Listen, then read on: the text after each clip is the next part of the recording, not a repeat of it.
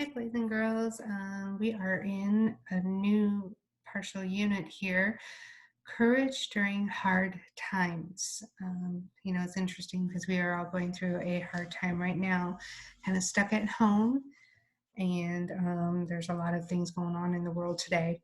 So let's take a look at Daniel 3 uh, Daniel chapter 3, verses 1 through 30. So we're going to read about a story, and it's about God giving the courage to do what is right. If you have your Bible books, go ahead and take a look at page 113. You're going to see a huge golden statue. So we're going to be taking a look at a Bible story here, and we're going to read about that. The work that you'll need to do today is on page 114.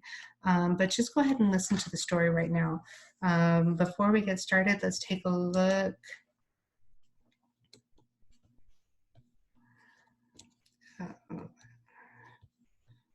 Sorry, I'm not sure why it's not going.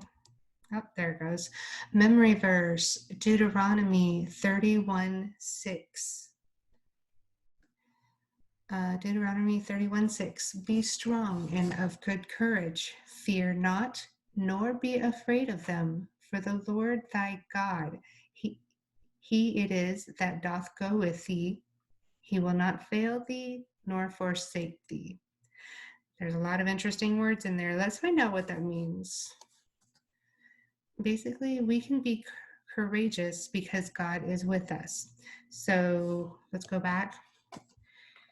He it is that doth go with thee. Doth mean that he does go with us. He will not fail us nor forsake us, meaning forget us or leave us.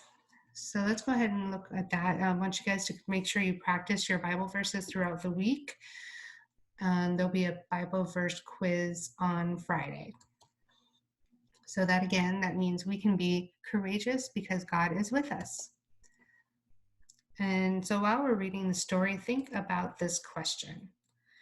Why would Shadrach, Meshach, and Abednego not bow down to the golden image? As you can see on page 113, there's a huge 90-foot golden image. Let's find out what's going on there. God gives courage to do right. 4 particular young men were among those taken from Judah by the armies of the Babylonian Empire.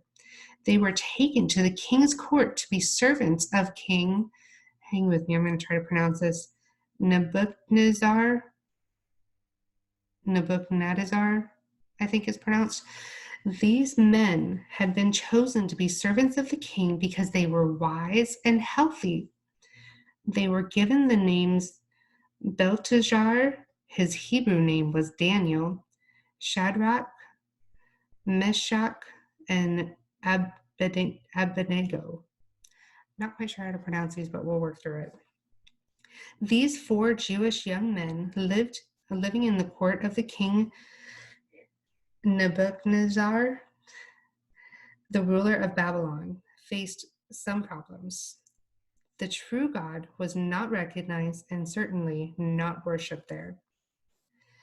Nebuchadnezzar, I still don't know how to pronounce it, but I'm doing my best, had ordered a huge golden image to be built. At the dedication of the image, all of the Babylonian officials were to line up, bow with their faces to the ground, and worship the image. When all the other people bowed down, Shadrach, Meshach, and Abednego did not bow. God's law says not to worship images. When the king heard that these men wouldn't bow down to the golden image, he became furious. He had the men brought before him and told them that they must bow. If they refused, he would have them thrown into the furnace with a burning fire. The king ordered the furnace to be heated to 7 times its normal temperature. Shadrach, Meshach, and Abednego told the king that they served God, who would deliver them from the fiery furnace, but that if even if he didn't, they would never worship the false god or bow down to a golden statue. King Nebuchadnezzar commanded his guards to tie up 3 men and to throw them into the furnace. The fire was so hot that the guards were killed while throwing Shadrach, Meshach, and Abednego into the floor of the furnace. The king looked into the furnace and asked his servants, "Didn't we tie up the 3 men and throw them into the fire?" They answered, "Yes, that's right, Your Majesty." Then the king replied that he saw 4 men walking in the fire untied without being hurt at all by the fire. The king said that one of them looked godlike.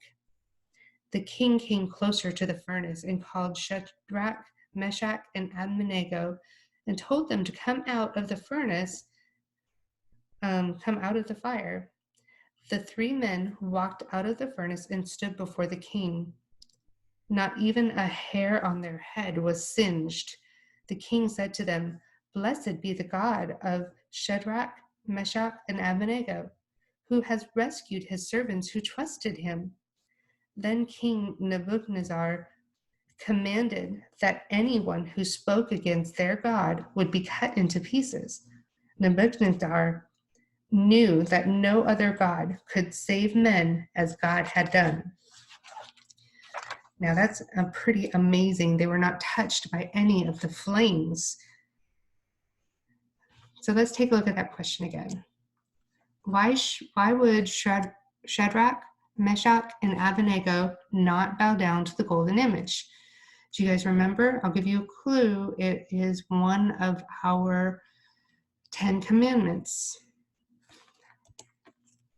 God's law says that not to worship images. That's right. We're not supposed to worship false idols either, right? Okay. What did the king do after the 3 young men told him why they would not bow down to an idol? Do you remember?